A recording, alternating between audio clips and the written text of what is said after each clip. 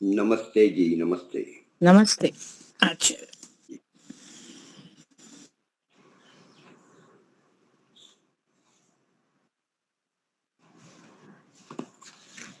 जी, नमस्ते।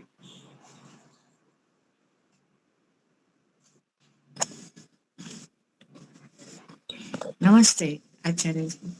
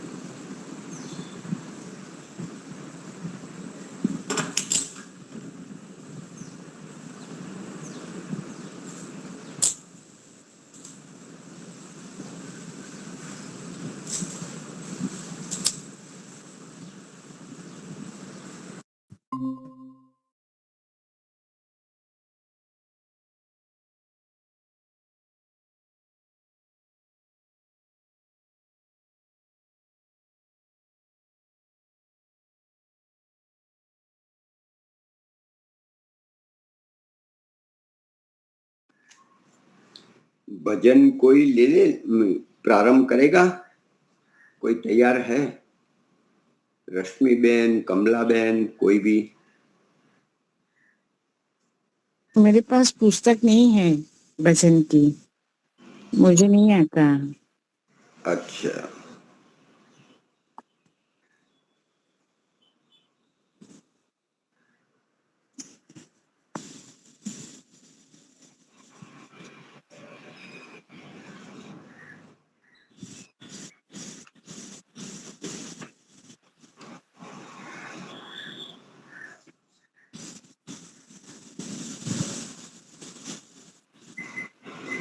कमला बेन, आप ले सकते हो?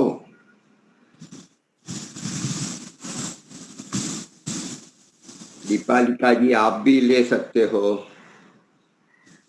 प्रयास करिए।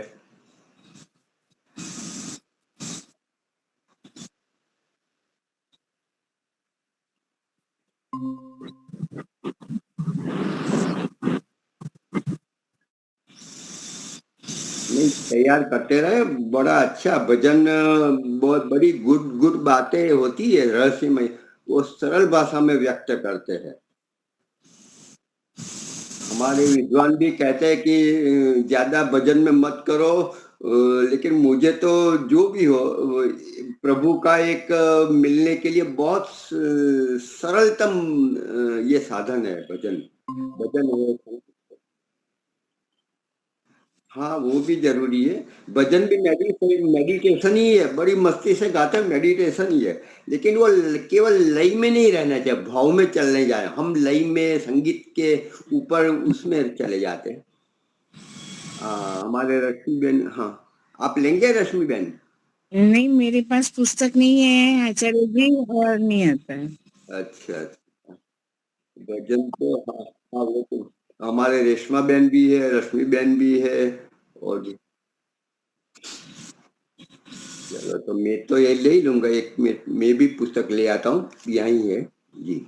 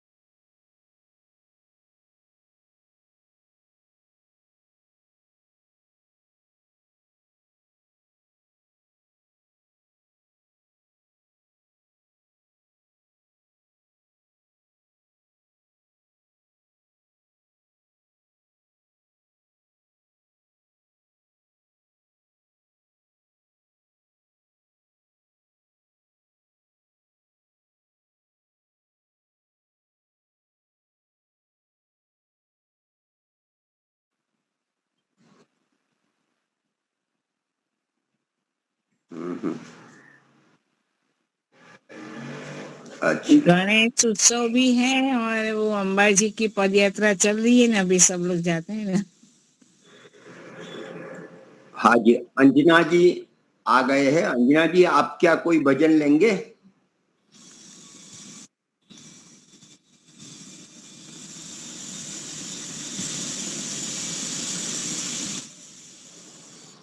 चलो तो मैं ही प्रारंभ करता हूँ। मेरे पास तो भजन है, रखता ही हूँ। ओम सहनावतु सहनौ भुनक्तु सह वीर्यं करवावहै तेजस्विनावधीतमस्तु मा विद्विषावहै। ओम शांति शांति शांति। सबको सादर नमस्ते जी। भजन गाने के लिए तो मैं बोल रहा हूँ, तो हमारे राजकोट से हरेश भाई भी आ गए हैं, तो सुना दीजिए, बस तैयारी आपको तो कंठस्थ है जी, सुनाइए। है सत्यपति जी का पुराना भजन है, वो मैं सुनाना चाहता हूँ।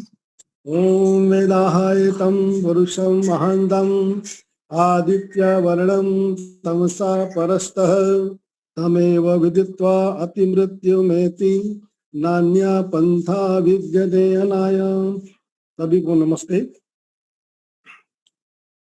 और किसका मैं पकड़ूं सहारा, और किसका मैं पकड़ूं सहारा, स्वामी तेरे सिवा नहीं है। और किसका मैं पकड़ूं सहारा, स्वामी तेरे सिवा कोई नहीं है। जिंदगी को मैं खोता रहायो, जिंदगी तो मैं खोता रहायो। गफलत में मैं रहायो, कितनी गुजरी है दिन और रातें, नींद आंखों से कोई है। और किसका मैं पकड़ो सहारा, स्वामी तेरे सिवा कोई नहीं है। ठुकराया हूँ सारे जहां का, अब मैं यहाँ का रहा न वहाँ का। ठुकराया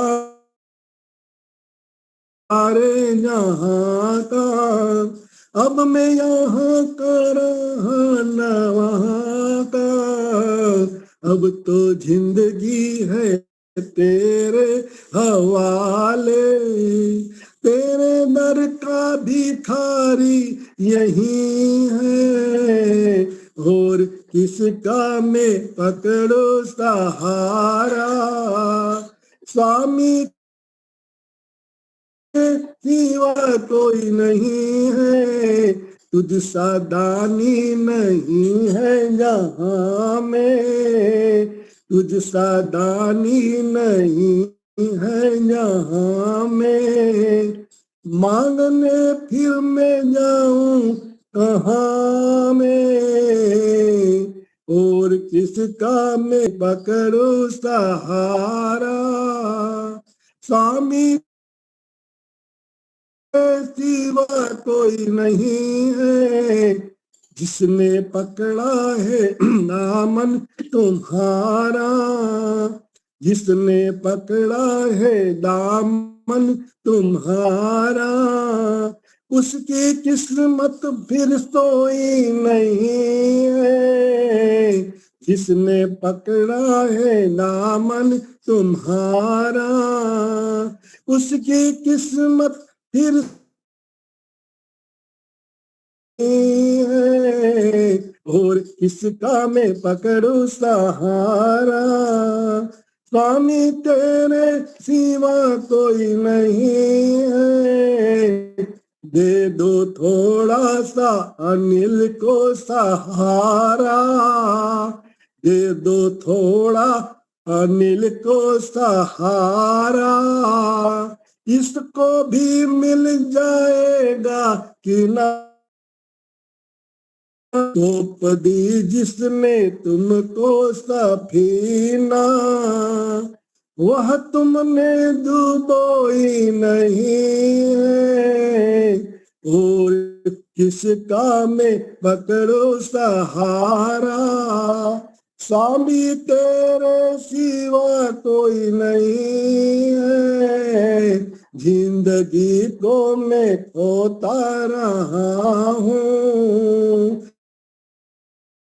हालत में मैं सोता रहा हूँ, और किसका मैं पकड़ू सहारा।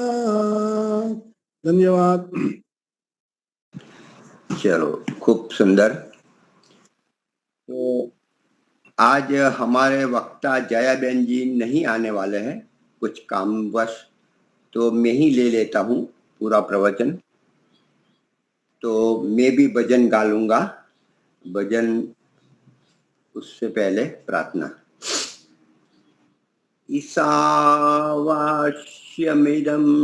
सर्वं यत्किञ्चित् जगत्यां जगत् तेन त्यक्तेन भुञ्जीथा मा हृदः कस्य स्वेत्तनम्। ओम। यह उपनिषद का मंत्र है जो यजुर्वेद के 40वें अध्याय में है। बहुत ही प्रख्यात पूरा का पूरा अध्याय है, बार बार सुना है, जितनी बार सुने समझे उतारे कम ही है। तो जो कुछ मंत्र है और हमारे आर्ष साहित्य के कुछ श्लोक भी है, तो वो सारे के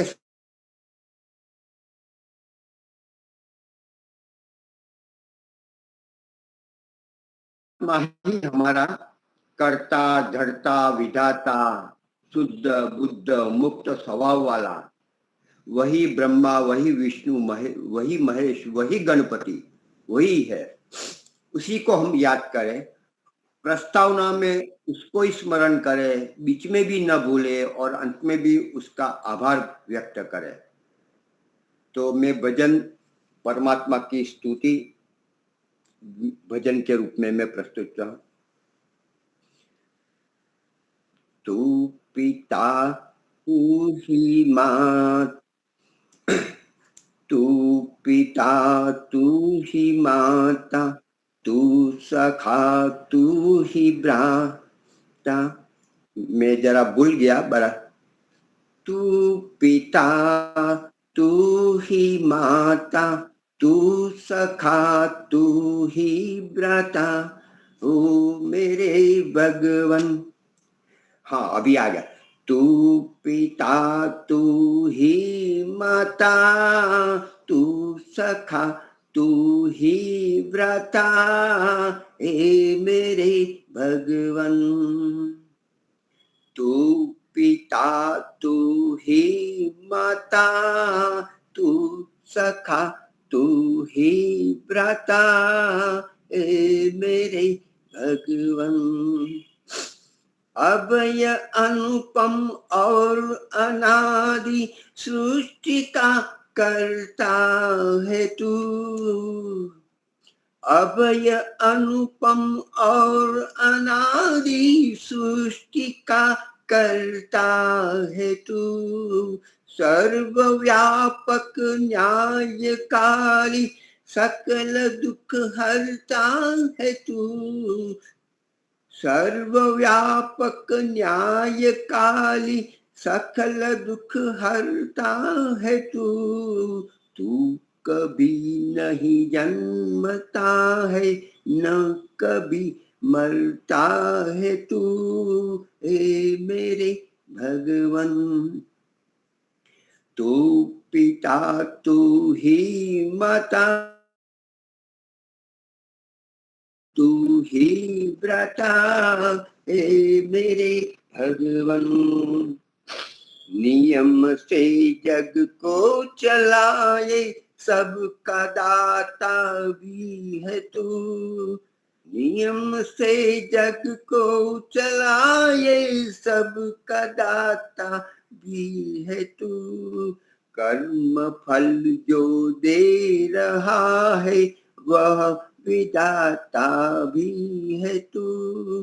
कर्म फल जो दे रहा है वह विधाता भी है तू। हाथ जोड़ कर मैं विनती, शुद्ध कर दो सबका मन, ए मेरे भगवन। तू पिता तू ही माता, तू सखा तू ही भ्राता, ए मेरे भगवन। करुणामय करुणा करो कि ध्याय तेरा नाम हम। करुणामय करुणा करो कि ध्याय तेरा नाम हम। हवन संध्या भजन गावे मिलके सुबह शाम हम। हवन संध्या भजन गावे मिलके सुबह और शाम हम। सत्य पथ पर पग बढ़ाए न कभी घबराए हम, हे मेरे भगवन। हे पिता तू ही माता, तू सखा तू ही भ्राता, हे मेरे भगवन। जीव है जग में अनेकों सबका पालन हार तू। जीव है जग में अनेकों सबका पालन हार तू। सबको तेरा आसरा है सबका प्राणाधार तू। सबको तेरा आसरा है सबका प्राणाधार है तू। सबके सब दुख रे मिटाए सबसे करता प्यार तू, ए मेरे भगवन। तू पिता तू ही माता, तू सखा तू ही भ्राता, ए मेरे भगवन। तू पिता तू ही माता, तू सखा तू ही भ्राता हे मेरे भगवान। बहुत बढ़िया, बहुत बढ़िया। हम उपनिषद पर चर्चा कर रहे थे। गत बार उपनिषद के विषय में कहा था। उपनिषद का मतलब है उपनिषद। उप अर्थात समीप, नजदीक। नि निश्चयता पूर्वक, दृढ़ता से, बड़ी श्रद्धा से। सद बैठना।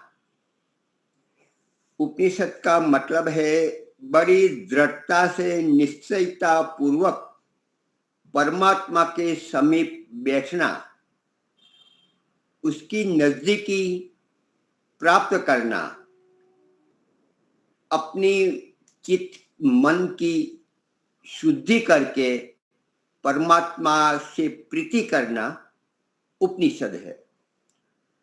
उपनिषद प्रश्नोत्तरी के रूप में, काव्य के रूप में, कथानक के रूप में गूढ़ बातें सरलता से समझाई गई है। वह अध्यात्म विद्या है। अध्यात्म विद्या है जो जो अनुभूत हमारे विद्वानों ने, स्वयं वक्ता ने, ऋषि ने किया, उसका प्रकटीकरण सीधी वो अपने शिष्यों को, लोगों को सुनाया, वह उपनिषद है। तो उसकी हम चर्चा कर रहे हैं। उपनिषद में जब परमात्मा के समीप अपने अंदर जाकर हम पहुंचते हैं तो सबसे पहला अपना शुद्धिकरण करते हैं। स्वाध्याय से, सेवा से, सत्संग से। इस साधन के द्वारा हम पहुंच सकते हैं। उपनिषद मुख्य 11 है। इसमें सबसे पहला ईशोपनिषद है। ईशोपनिषद जो आज हम चर्चा करेंगे। ईशोपनिषद मतलब ईश ऐश्वर्यवान प्रभु है, उसकी हम चर्चा करेंगे। ईशोपनिषद में 18 मंत्र है। उसके बाद आता है दूसरा केनोपनिषद। केन तृतीय विभक्ति है। किससे, किसके द्वारा ये संसार चल रहा है, किसके द्वारा यह शरीर चल रहा है, किसके द्वारा ये बीज से अंकुरन होकर बड़ा वृक्ष बन जाता है, कौन है, किसके द्वारा, तो केन, उसका जवाब केनोपनिषद में है। तीसरा आता है कठोपनिषद। कठ का मतलब है जो कठिन है। कठिन है, जो पुरुषार्थ साध्य है, तप साध्य है, तप और पुरुषार्थ के बिना मिलता नहीं, वह जो विद्या है, वो विद्या कठोपनिषद में बताई गई है। यम नचिकेते द्वारा, कथानक के द्वारा। काल्पनिक भी हो सकती है और सत्य भी हो सकती है, लेकिन ज्ञान शाश्वत है, यही रास्ता है। चौथा उपनिषद है प्रश्नोपनिषद। उपनिषद में प्रश्न पूछा, ऐसा क्यों? छोटे बच्चे होते, चौथी, पांचवी, छठी कक्षा तक, सातवीं तक चलता है कि जो कहा वो मान लिया, लेकिन जब पुख्त वय का होने लगता है तब ऐसा क्यों, मैं ऐसा क्यों करूं? बहुत प्रश्न पूछते, उसकी बुद्धि खिलने लगती है, अनुकरण जो शक्ति होती है वो कम होती है और प्रश्न पूछने की बढ़ जाती है। क्यों प्रश्न पूछता है, ऐसा क्यों? समझ में आए तो ही मैं लूंगा, समझेंगा तो ही मैं उनको अनुकरण करूंगा। तो ये पूछता, तो ऐसे प्रश्न पूछे जिसका सॉल्यूशन, उस प्रश्न का उलझन जो थी उसका सॉल्यूशन इसमें प्रश्न उपनिषद में दिया गया है। और आगे जो आता है उसके बाद मुंडकोपनिषद। मुंडक हमारी अविद्या अज्ञान का मुंडन करते हैं, साफ सुफी करते हैं, शुद्ध करते हैं, पवित्रीकरण करते हैं, और फिर तो उसके द्वारा मुंडकोपनिषद जो मुंडन करने वाला है मलिनता को, अविद्या को, अज्ञान को, फिर उसके बाद मांडुक्य उपनिषद है, उसमें भी मुंडक का जो भाव है उसको मांडुक्य कहते हैं। इसमें केवल छोटा से छोटा है, यह 12 ही श्लोक है मांडुक्य, तो यह भी मांडुक्य करता है, यह भी मुंडन करता है, तो उसकी चर्चा भी इसमें है। इसमें ब्रह्मांड क्या है और ये शरीर क्या है और उसका दोनों का संगतिकरण क्या है वो बतलाता है, और उससे ब्रह्म की तुलना, ब्रह्म की चर्चा किया जाता है। उसके बाद तैत्तिरीय है। तैत्तिरीय मतलब तितिरी ऋषि था, उसने ये बनाया, इसलिए तैत्तिरीय उपनिषद कहा जाता है। तितिर का मतलब भी कैसे हम यह संसार का तर जाए, तितिर हो जाए, तर हो जाए, संतरण अच्छी तरह से या भव सागर से पार हो जाए, तितिर हो जाए, तो इसकी चर्चा तैत्तिरीय उपनिषद में बताई है। और इसके बाद ऐत्रेय उपनिषद है। इतर ऋषि थे, उसने ये बताया, यह विद्या बताई, इसलिए ऐत्रेय उपनिषद कहते हैं। इसमें सृष्टि रचना के बारे में वर्णन है। इतर का मतलब हम सामान्य रूप से भोगवाद बोलते हैं, लेकिन यहाँ इस प्रकार के नहीं। जो आंखों से देखता है वह इतर नहीं है, यह तो प्रत्यक्ष है, लेकिन जो जिसके द्वारा आंखों देख सकती है, जो आंख का भी जो मुख्य कारण है, उसके विषय में वह इतर विषय है। तो उसके विषय में, ब्रह्म के विषय में जानकारी देते हैं। तो ऐत्रेय उपनिषद इतर की बात करता है, अर्थात ब्रह्म की चर्चा करता है। उसके बाद आता है छांदोग्य उपनिषद, यह भी कुछ बड़ा है। तो उसमें भी निश्चित मंत्रों की संख्या है, अक्षरों की क्रमबद्ध संख्या है, नियमबद्ध है, यह छंदोमयी है, अर्थात तालमयी है, संगीतमयी है, छंद वेदमयी है। संसार पूरा छंदमयी है, संगीतमयी है। सूर्य, चंद्र, तारे, सारी उसकी गति छंदमयी है, बनता है छंदमयी। बीज से अंकुरण होकर वृक्ष हो जाना, यह भी संगीतमयी है।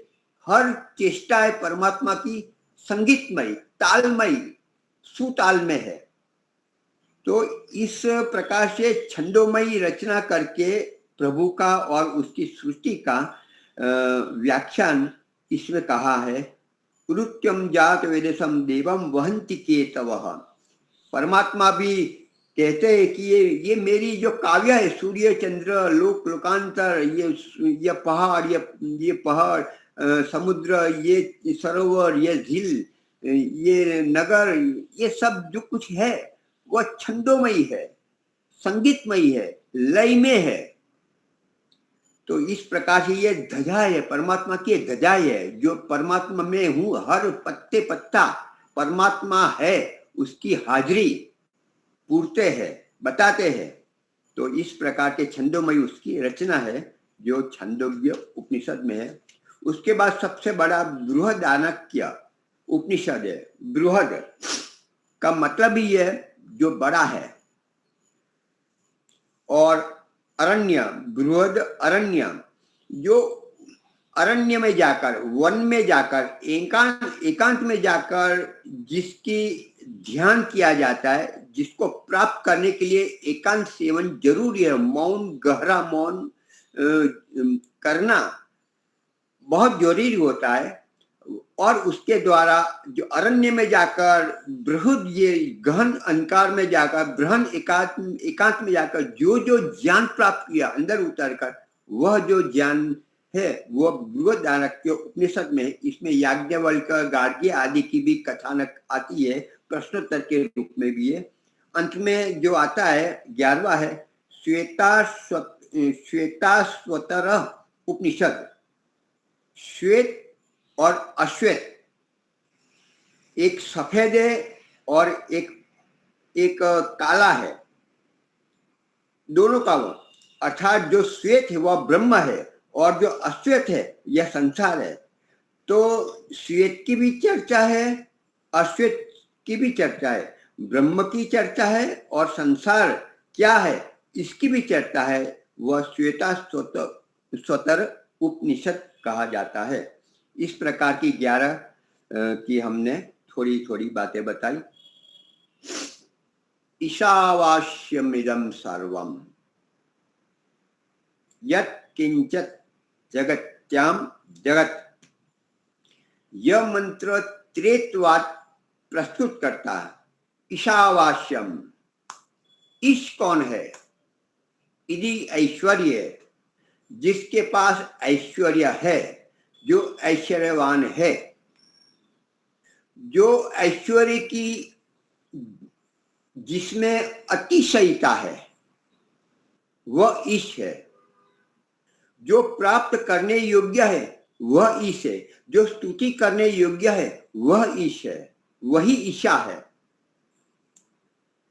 ये ऐश्वर्य की सर्वोत्कृष्ट बिंदु है जिसके पास, उसके ऊपर कोई है ही नहीं, वह ईशा है, तो वह ब्रह्म है।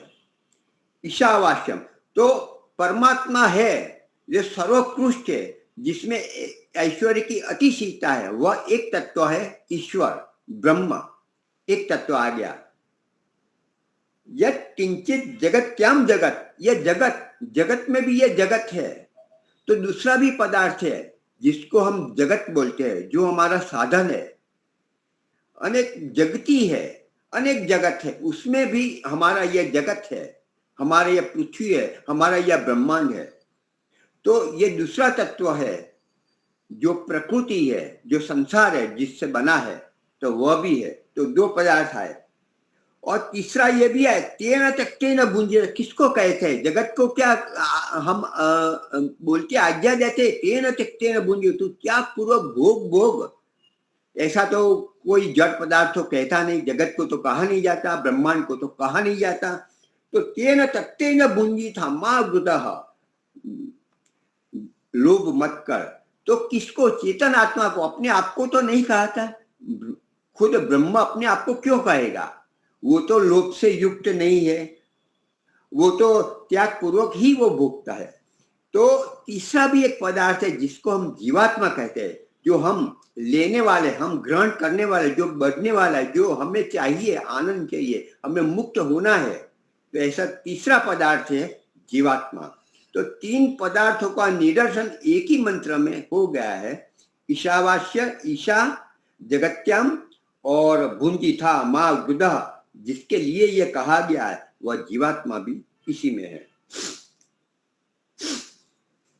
ईशावास्यमिदं सर्वम, ईशा का वास, ईशा का निवास, प्रभु का निवास, प्रभु का अधिष्ठान सर्वत्र है, सारे जगत में है। वास्यम अर्थात आच्छादितम, परमात्मा का आच्छादन समस्त ब्रह्मांड में है, चाहे चेतन जगत हो या जड़ जगत हो, उसका आच्छादन सभी पर है। उसके वश में चेतन और अचेतन चराचर जगत है। उसके रक्षण में, उसके रक्षा कवच में सारे के सारे जीवात्माएं और सारे के अणु परमाणु और सारा ब्रह्मांड, पूरा का पूरा जगत और जगती, सब का सब उसके वास्यम आच्छादन में है। जैसे हम वस्त्र पहनते हैं, यह आच्छादन है। आच्छादन वस्त्र पहनने से हमारी सर्दी, गर्मी, धूप, छांव सभी से हमारी रक्षा होती है। आच्छादन, ठंडी लगती है, हमने ओढ़ लिया, आच्छादन किया। ठंडी लगती है, नीचे पसरन किया, पाथर दिया, पसरन, पाथर ना पाथर दिया। तो परमात्मा पसरन भी है और आच्छादन भी है, सभी ओर से हमने पसरन करके और आच्छादन करके हमने अपना पूरी हमारी रक्षा कवच बना ली, मच्छर से, ठंडी से, गर्मी से, आदि से। ऐसे परमात्मा ने अपनी महानता से, अपनी शक्ति से, अपना ऐश्वर्य से पूरे जगत को ढक दिया है। चराचर जगत, चेतन और जड़, सभी को अपने रक्षा कवच में संभाल दिया है, रक्षित किया हुआ है। ईशावास्यमिदं सर्वम। ठीक है, इतना पद। परमात्मा का आच्छादन से हम कभी दूर ना होए, कहीं छिद्र ना हो जाए कि उसमें कोई काम, क्रोध, लोभ, मोह आ जाए मच्छर और हमें काट दे। कहीं नीचे पसरन से भी कोई छेद ना हो जाए कि कोई क्या बोलते हैं, मकोड़ा की चींटी या तो कुछ खटमल ना आ जाए। तो आच्छादन पूरा रक्षित हो। तो प्रभु से भी हम प्रभु के गीत गाते गए कि आपका आच्छादन, आपका संरक्षण छत्र सदा मिलता रहे। ईशावास्यमिदं सर्वम। ईशावास्यमिदं सर्वम यत् किंचित जगत्यम। जो कुछ भी का मतलब जो कुछ भी दिख रहा है और नहीं भी दिख रहा है, जो कुछ हम जान रहे हैं नहीं भी जान रहे हैं, जो प्रत्यक्ष है और जो परोक्ष भी है, जो बुद्धि गम्य है और बुद्धि भी इससे पहुंच नहीं सकती, मन सोचने का बंद कर देता है, उससे भी बड़ा जगत है, उससे भी महान परमात्मा है। वह जो कुछ भी है, नहीं जानते, जानते थोड़ा, जानते कुछ नहीं, जानते सब कुछ, जानते सब कुछ तो नहीं जान सकते, फिर भी जितना भी जानते हैं उतने में तो है, उससे उत्तम, अतिशय जगत्याम जगत, जगत में भी जो जगत है या ब्रह्मांड है, कितना बड़ा है। हम गिनते जाए तारे सितारे, जो गिनते जाए, पूरी जिंदगी भी गिनते रहे, खत्म हो, हमारी जिंदगी खत्म हो जाएगी, गिन नहीं सकते। कितना भी आप सोचते रहो, परमात्मा की भक्ति किया करो। अरे मुक्ति, आप मुक्त भी हो जाओ और मोक्ष में भी चले जाओ और 36,000 सृष्टि बने बिगड़े, फिर भी आप उसको नाप नहीं सकते। 36,000 सृष्टि बने बिगड़े, तब तक अपने परमात्मा का आस्वादन किया, यह ब्रह्मांड का परिक्रमण भी किया, फिर भी आप थके नहीं, फिर भी परमात्मा को पूरी तरह नहीं जान सकते। इतना बड़ा, इतना महानतम, असीम, कल्पना ही नहीं कर सकते, उससे भी ऊपर है वह परमात्मा, ब्रह्म है।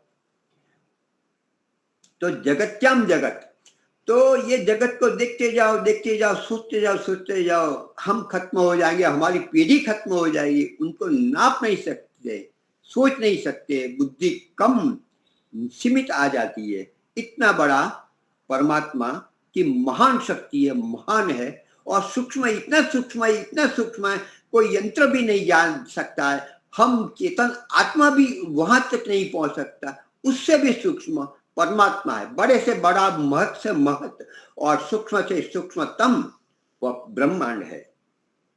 तो ये यत् किंचित, जो कुछ भी है वह, आगे तेन त्यक्तेन भुंजीता। तो हम क्या करें?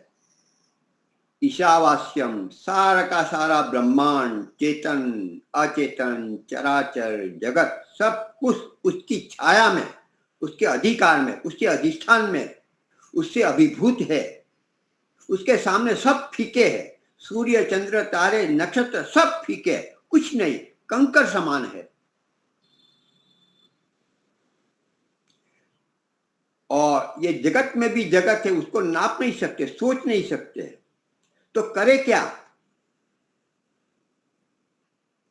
क्या किसका है? तेन त्यक्तेन भुंजीता मा गृधः कस्य स्विद्दनम। अभी आप सोचो कि ये सब परमात्मा की छाया में, अधिष्ठान में, वश में है, हर कण कण में और जीवात्मा के अंतःकरण में भी वह परमात्मा सदा से वर्तमान है।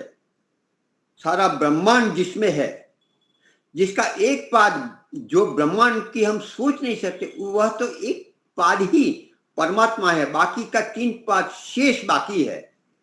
केवल अंगुश मात्र प्रयास किया है और ब्रह्मांड रच दिया। केवल छोटे से पुरुषार्थ से सारे के सारे जीवात्माओं के कल्याण कर रहा है, उसका हर चेष्टाएं देख रहा है और उसको न्याय भी दे रहा है। यह केवल थोड़े से चपटी जैसे हम चपटी लगाते हैं और कितना पुरुषार्थ, उतना ही पुरुषार्थ ये ब्रह्मांड चल रहा है, चला रहा है और उसको परिवर्तन कर रहा है। तो ये सारा जगत जो आ रहा है, जा रहा है, नष्ट हो रहा है। जगत ज अर्थात जन्म लेना, जात, ग गतिमान होना, त तिष्ठ रुक जाना, मतलब स्थिति में होना। जो जन्म लेता है, जो गतिमान होता है और तिष्ठत होकर, ठहर कर, रुक कर वो नष्ट हो जाता है। अर्थात जो ब्रह्मा है, विष्णु है, महेश है, उत्पादक है, उसका पालक है और उसका संहारक है। ये है, मतलब ये संसार कैसा है? जगत्याम जगत, आया गया, आया गया। अच्छी हमें सुखद अनुभूति हुई, कुछ रुकी, चली गई। दुख आया, रोग आया, कुछ बना रहा, चला गया। कोई स्थिर नहीं है। यह शरीर में जो अणु परमाणु बन रहा है, बिगड़ रहा है, हजारों कोष नए बन रहे, नष्ट हो रहा है। 7 वर्ष में एक भी हमारे शरीर का कण वही नहीं रहता। प्रति क्षण बदल रहा है, टूट रहा है, बन रहा है, कुछ मात्र क्षण के लिए ठहर रहा है, फिर नष्ट हो रहा है। तो नाश्वर यह जगत है। समय चल जा रहा है, जो गया कभी नहीं वापस आता। भूतकाल में जो गया गया, एक वस्तु को ही पकड़ सकते हैं, इसी क्षण को हम पकड़ ले, वर्तमान को ही पकड़ ले, वही पूर्ण सत्य है। इसी क्षण इस जगत का उपयोग करें, इसी क्षण हम ब्रह्म की उपासना करें, इसी क्षण हम अन्य यज्ञ आदि श्रेष्ठतम कार्य करें, वर्तमान में ही रहकर सब कार्य करें। तो जो बन रहा है, चल रहा है, नष्ट हो रहा है, कस्य स्विद्दनम, यह किसका है? क्या यह तेरा है? क्या मेरा है? क्या हम सभी का है? तो ऐसे ही क्या हो रहा है? कोई इसका रक्षक है, कोई इसकी व्यवस्था करने वाला है, कोई इसका अधिष्ठाता है, क्या है? तो कहते हैं कस्य स्विद्दनम, यह हमारे पास मन है, बुद्धि है, हजारों जन्मों का इस चित्त में, इस मन में संस्कार है और उसी के वश में होकर हम हमारी वृत्तियां, हमारी प्रवृत्तियां, हमारी चेष्टाएं बनती जाती है और हमारा मार्ग आगे प्रशस्त हो जाता है। अच्छा हो या बुरा, जैसा संस्कार है वैसे हम चलते जाते हैं। और ऐसा भी है, जब हम विशेष संकल्प करते हैं तो सारे संस्कार को दबा कर भी हम आगे बढ़ जाते हैं। ऐसा चित्र विचित्र अद्भुत जो साधन हमें मन रूप में मिला है और बुद्धि भी मिली है, जो विवेकशील होती है, बनानी पड़ती है, इसका मालिक कौन है? 70, 80, 100 वर्ष तक जिस शरीर में रहता हूं, वह शरीर क्या मेरा है? क्या मेरे वश में है? जैसा मैं चाहता हूं ऐसा हो रहा है, कर पा रहा हूं? क्या ऐसे ही हो रहा है? इसका बनाने वाला क्या कोई नहीं है? कस्य स्विद्दनम, यह धन, यह ऐश्वर्य जिसको प्राप्त होकर हम धन्य हो जाते हैं, यह किसका है?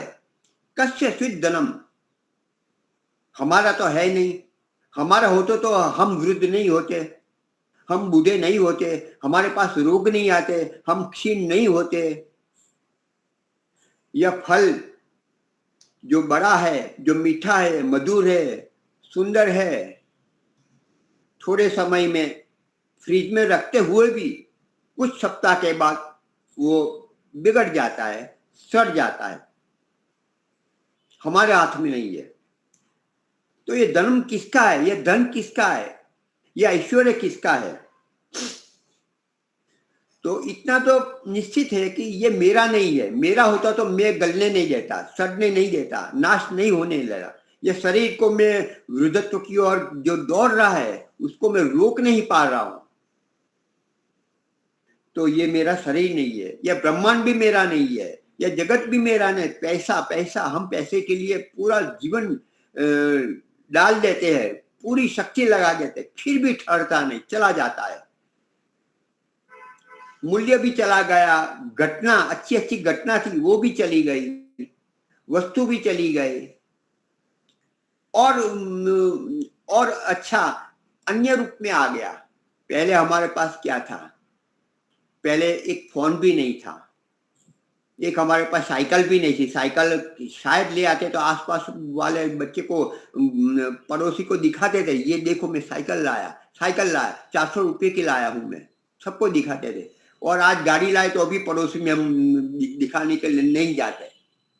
ये क्या है? कितना बदल गया है, ये जमाना बदल गया।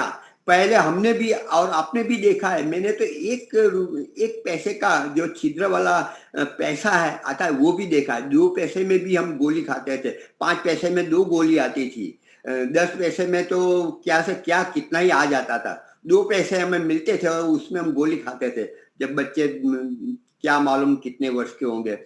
तो ये सब बदल गया। आज वही वस्तु 20 रुपए में आती है।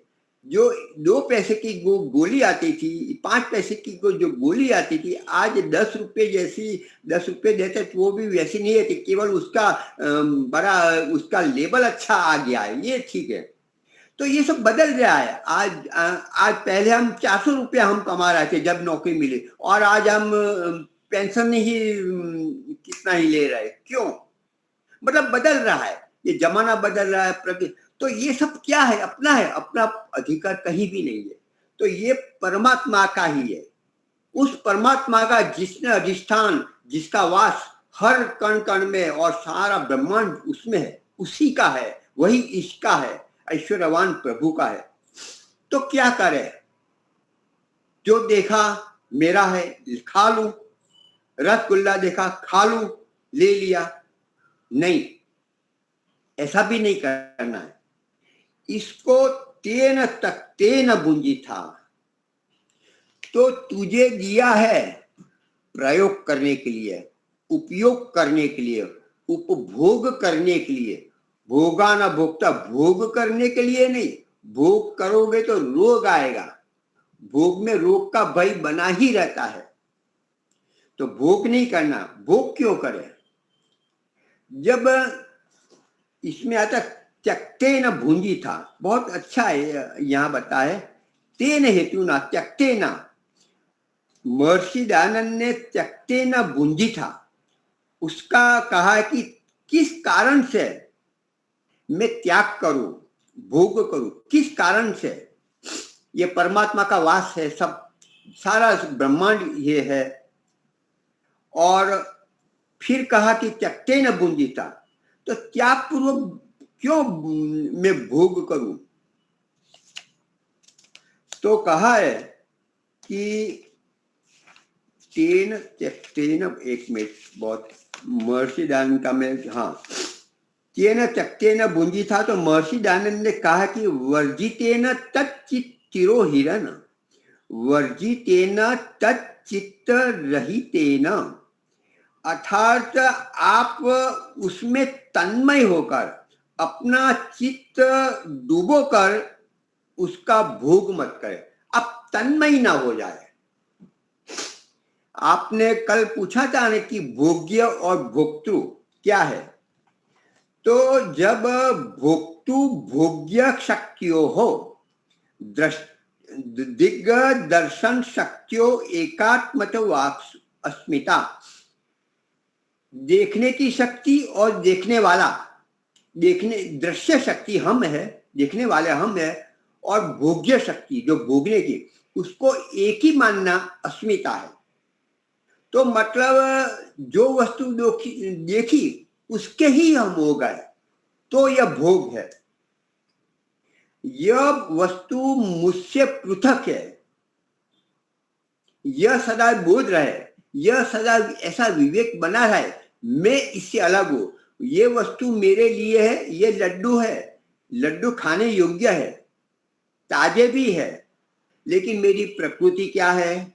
क्या मुझे शुगर तो नहीं है ना, मुझे कोई तकलीफ होगी तो नहीं ने? मेरी प्रकृति क्या है? मेरी भूख कितनी है? मैं कितना ले सकता हूं? कितना लेना चाहिए? कब लेना चाहिए? ये जब तक विवेक न हो, अपने आप में जब तक स्थित ना हो, अपने आप में स्थित होकर दृक् शक्ति अर्थात हम अपने आप में रहकर जो वस्तु देखे जो हमारे सामने है और उसको विवेकशील होकर उसका प्रयोग किया जाए, उसका उपयोग किया जाए, उसका उपभोग किया जाए, यह तेन त्यक्तेन भुंजिता, त्याग पूर्वक तन्मय नहीं होना, तत्मय नहीं होना है, उसमें डूब नहीं जाना। संसार में क्यों आए हैं? तैरने आए हैं, डूबने नहीं आए। क्या संसार में तैरने आए हैं? केवल तैरने आए हैं? बिल्कुल नहीं। हम केवल तैरने नहीं है, तैरकर पार होने के लिए आए हैं। हम संसार में तैरने नहीं आए, केवल तैरना हमारा मुख्य लक्ष्य नहीं, तैरकर पार हो जाना है, वो हमारा लक्ष्य होना है। तो यह लक्ष्य की पूर्ति तेन त्यक्तेन भुंजिता मा गृतः, हमें त्याग पूर्वक भोग भोगना है, लोभ नहीं करना है। मा गृतः, लोभ कब करोगे? मेरा है, मेरा तो मेरा है, चलो मान लेते हैं, तेरा भी मेरा है, ये तो बिल्कुल गलत है। तो मेरा है वो अभी वास्तव में ये यज्ञ नहीं है। मेरा है तो मैं खा लूं, मैं किसी को न दूं, ये कोई मानवता नहीं है। मानवता ये है, विशेषता ये है कि मेरे घर मेहमान आए हैं, उसको खिलाकर मैं खाऊं, यह मानवता है, यह यज्ञ शेष है, यह यज्ञ की प्रसादी है। मानव वह है जो विवेक का उपयोग कर दूसरों के दुख दूसरे की भावना लागनी समझे फिर अपना स्वार्थ प्राप्त करे, उसे मानव कहते हैं, उसे इंसान कहते हैं। तो हमें मानव नहीं बनना है, देव बनना है, ऋषि बनना है। तो औरों को खिलाकर खिलाओगे तो प्रसन्नता आती है, और जब केवल हम दूसरों से लेना चाहेंगे, उसको लपकना चाहते हैं, झपटना चाहते हैं, तो वो पाप मार्ग है। क्योंकि जब हमारा अधिकार नहीं होता और जब लिया जाता है, हमें पीड़ा होती है अंदर से, एक दुखद वृत्ति, शंका, भय, लज्जा, इस प्रकार की संवेदना अंदर ईश्वर की ओर से प्रकट होती है, उसको हम दबा देते हैं, तो इससे भय होता है, संकोच होता है। तो ये संकोच भी बता रहा है, ये लज्जा भी बता रही है, भय जो बता रहा है कि ऐसा मत करो मत करो, रोक रहा है। तो लोभ मत करो। और जब औरों को खिलाते हैं, औरों को देते हैं, फिर हम प्रयोग करते हैं, तो इतनी प्रसन्नता होती है, माँ होती है। तो बच्चा 11 बजे रात्रि को मम्मी के मुझे भूख लगी है, तो अपने भाग का भी जो थोड़ा बचा होता है ना, तो वो बेटे को, ले बेटा खा ले, तू खा ले। ये छोटे बच्चे की नहीं, बड़े बच्चा भी हो, बड़ा बच्चा 40 वर्ष का भी हो ना, तो भी वो खिला देगी माँ। और फिर क्या करेगी? मैंने खा लिया, तू सो जा शांति, और बच्चा सो जाता है। और फिर जो तपेली में जो अंदर वो लूच कर वो माँ खा लेती है, और अचानक कुछ ले लेती है और रोटी खा लेती है, सो जाती है, फिर भी प्रसन्न होती है। तो ये है माँ गृदः, लोभ मत करो। और लोभ किया तो क्या होगा? जो बाज पक्षी होता है, जो पक्षी की बात सांख्य दर्शन में किए हैं, कि लोभ मत करे बाज पक्षी की तरह, ऐसा कुछ सूत्र है, मैं भूल गया। तो ये वो खा तो लिया, फिर भी उसने पकड़ लिया और किसी को देता नहीं, उनसे उड़ जाता, उसके पीछे 10 और पक्षी उसको चोंच मारते हैं, इतना चोंच मारते कि लहूलुहान होता है, मजबूर उसे छोड़ना पड़ता है। यही स्थिति हमारी है। हम भोगना चाहते हैं, भोग भी लिया, डॉक्टर ने मना किया भाई मत खाना, अभी खाओगे तो बीमार हो जाओगे, नहीं खा लेते हैं, फिर और दवा ले लेंगे, थोड़ा और ज्यादा डोज ले लेंगे। मन को कल चलता है, कल नहीं खाएंगे, आज खा लेंगे, ऐसा लगे तो ऐसा हो तो हम पेट साफ कर देंगे, खा लो यार, कहाँ मिलता है, इतना महंगाई, इतना बढ़िया है आया है, इतना प्रेम से दिया है अन्न को, दुत्कारना नहीं चाहिए, इसको नमन करना चाहिए, और ले लेते हैं, ऐसी ऐसी प्रशंसा हम कर लेते हैं, अपने स्वार्थ सिद्धि करते हैं, तो वास्तव में खाने योग्य नहीं होते, फिर भी खा लेते, डॉक्टर ने मना किया वह भी खा लेते। तो तेन त्यक्तेन मुञ्जीथा, त्याग पूर्वक औरों को देकर खाओ। हमारे आज तो बहुत ऐसी प्रथा नहीं है, गांव में तो होता ही था, पहले भी होता था, गाय को पहला दिया जाए फिर हम ग्रहण करें। कोई भी गांव में भी ऐसा था, कोई भी अतिथि आए या तो कोई मांगने वाला, उसको पहले दिया जाए फिर करो, कुछ नहीं तो ऐसा तो होता ही है, कुछ नहीं तो प्रभु के जो होता है ना, पौराणिक भाई होते हैं तो जो चित्र होता है, मूर्ति होती है, तो उसमें एक थाल लगाया जाता है, फिर वहां रखते हैं प्रभा, फिर खाते हैं। छोटे बच्चों को भी नहीं है कि चलो परमात्मा को देखो, जाओ भगवान को ये दे दो, ये थाली रख दो, फिर करेंगे, तो फिर वो बच्चे को भी देते, ऐसा बनाया गया, ऐसी प्रथा है हमारी। तो ये समझते तेन त्यक्तेन भुञ्जीथा, हमारी माता, हमारी दादी माँ सब समझते रहे। तो औरों को खिलाकर, आपको ठंडी लग रही है तो कोई बात नहीं, अपने पास ले लो, रख लो, लेकिन औरों को भी ठंडी लग रही है जो बिल्कुल बाहर है, हम ऐसा सोचते कि क्या होता है, और तो बहुत सारे देते रहते हैं, ऐसे तो लेते हैं और फिर बेच डालते हैं, हम ऐसे करते हैं। कुछ बातें सच भी होती है, ऐसा भी नहीं होता, लेकिन फिर भी इतना अधिक मत सोचो कि आपको वो काम ही छोड़ दो। जहां जहां लगता है कि वास्तव में ये जरूरतमंद है, उसको भोजन दो, उसको वस्तु दो, उसको कुछ नहीं तो ऐसी टेक्नोलॉजी सिखाओ। आप रोज रोज भोजन नहीं दे सकते, रोज रोज अन्न नहीं दे सकते, वस्त्र नहीं दे सकते, तो ऐसी टेक्नोलॉजी आप बताओ, ऐसी विद्या आप प्राप्त की है, उसको और बढ़ाओ और सीखे। आप घर में ट्यूशन चालू कर दो, आप ऐसे योग क्लास सिखाओ, कुछ नहीं लेना है, परमात्मा बहुत देगा। आज हमारे पास जितना है ना, नहीं मांगा उनसे भी ज्यादा परमात्मा ने बहुत दिया है, तो क्या हम और अच्छा देंगे? परमात्मा क्या जो आदेश है, उपदेश है, उसका पालन करेंगे तो क्या हम गरीब बने जाएंगे? सिखाओ, फ्री ऑफ सिखाओ, कुछ पैसा मत दो, कुछ मत मांगो, आए तो ठीक है। तो ऐसी भावना से जब दिया जाता, परमात्मा खूब देता, बहुत देता है, कभी भी कमी कभी भी नहीं होती। कभी भी दान देने वाला भिखारी रास्ते में आपको नहीं मिला कि मैंने लाखों का दान दिया, मैं आज मैं भीख मांग रहा हूं, ऐसा नहीं मिलेगा। बेटों को दिया, दे दिया मैंने और मैं आज मुझे खिलाने रहे, ऐसा मिलेगा? हमारे बच्चे सच्चे हृदय से पूछो, कितने आर्य समाज में आते हैं, कितनी उपासना करते हैं, कितनी संध्या करते हैं, हमारा कितना मानते हैं, हमारे सामने बोलते कि आपने किया बड़ा हुआ, सबने किया और आपने भी किया। आजकल के बच्चे ज्यादातर ऐसा ही होता है। फिर भी हमारे अपने अनुकूल नहीं चलने वाले बच्चे को हम देते हैं, सब कुछ देते हैं, पैसा भी देते हैं, मिलकत भी उसके नाम कराएंगे। हमारे बेटा वही होता है जो हमारे विचार के अनुसार, हमारे वैदिक संस्कार के अनुसार चलने वाला हो।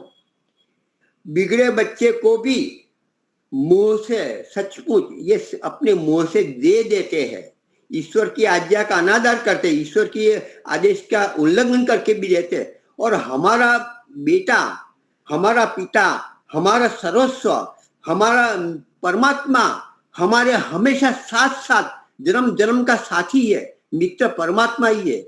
उसके अवज्ञा का निरादर करते उसके काम के लिए, अर्थात उसने जैसा कहा है कि अच्छी अच्छी संस्था को, अच्छे व्यक्तियों को, अच्छे गरीबों को, मेरे संतानों को आप तृप्त करें तो मुझे तृप्ति हो जाएगी, ऐसा हम जानते हैं, मानते, समझते, फिर भी कितना देते हैं। बिगड़े हुए बच्चे को देना चाहते हैं, लेकिन जो हमारी ये प्रभु की संतान जो है उसको हम नहीं देना चाहते। आज क्या है, ऐसा जमाना, सब ऐसे लोग हैं, ऐसे करके हम छूट जाते हैं। हम दे सकते हैं, हमारे पास सब कुछ है, न होते हुए भी बहुत कुछ दे सकते हो। हम ज्ञान विज्ञान तो दे सकते, किसी के सिर पर हाथ तो फेर सकते। आप कैसे हो माता जी, कैसे, ऐसे तो पूछ सकते हो। अब कभी फोन के द्वारा हम पूछ सकते हैं कि हमारी हमारी ये जो माताएं आएगी, आप यहाँ आए नहीं तो आप क्या स्वस्थ तो है ना। हमारी शीतल माता जी जो मुंबई से, वो भी आते, कभी मैं करता हूँ। अभी योगेश्वर माता जी है, वो भी क्यों नहीं आए। हमारे सरस्वती बहन जी अभी क्यों नहीं आए। तो ऐसे हम क्यों नहीं पूछते। हाल चाल, हमारे साथ व्यवहार है, इसके साथ हमारे साथ जुड़ने वाले जो प्रभु प्रेमी है, जो हमारे साथ, हम इतनी बात नहीं करते अपने बच्चों से, हमें पोते इनसे भी अधिक बात हम आप परस्पर हम करते हैं। हम अपने हैं तो क्यों नहीं पूछते। पूछना भी चाहिए। किसके पास कितना समय है। 10 वर्ष के बाद इसमें से एक भी नहीं होगा, एक भी नहीं होगा, ये सच है। तो केवल भावना सब सुखी हो, सबका कल्याण हो, सबका मंगल हो, केवल कहने से कुछ नहीं होगा। कुछ न कुछ करना पड़ेगा जिससे आत्म संतुष्टि हो। ऐसा करने से सामने वाले को संतुष्टि तो मिलेगी ही, लेकिन उससे अधिक आपको मिलेगी। आप क्या है, कैसे हो, उसको टाइम बिगाड़ना नहीं है। उसको हमें लगता है कि उसको क्या परेशान करें, हम ऐसा भी सोच लेते हैं। कभी ऐसा होता भी है, लेकिन वो नहीं तो उसके बच्चा भी से भी हम बात करेंगे तो कितना अच्छा लगता है कि नहीं, मेरे बेटे से मेरे विषय में उसे पूछा तो अच्छा है। तो ऐसी ऐसी छोटी छोटी बातें, तेन तकते न भूंजी, तो औरों के लिए भी सोचो और फिर आप ग्रहण करो। तो इस प्रकार से समय भी पूरा हो गया है। खूब खूब धन्यवाद। ओम शांति। जी, आप कोई शांति पाठ कराओ। सिंधव जी आप कराइए, चलो शांति पाठ। मैं बाहर हूँ, बोलिए। तब बाहर से आप नहीं बोल सकते। बाहर हूँ। हाँ, करा लीजिए। जी जी जी, करा लूं मैं। ओम द्यो शांतिरंतरिक्षं शांति पृथ्वी शांतिरापः शांतिरो शदयः शांतिः वनस्पतयः शांतिर्विश्वे देवा शांति ब्रह्म शांतिः सर्वं शांति शांतिरेव शांति सामा शांतिरेधि। ओ शांति शांति शांति। सबको सादर नमस्ते जी, धन्यवाद। कल पुनः मिलते हैं जी। माऊजी को તમારી તબિયત સારી છે? माऊजी भाई रेगुलर आते हैं?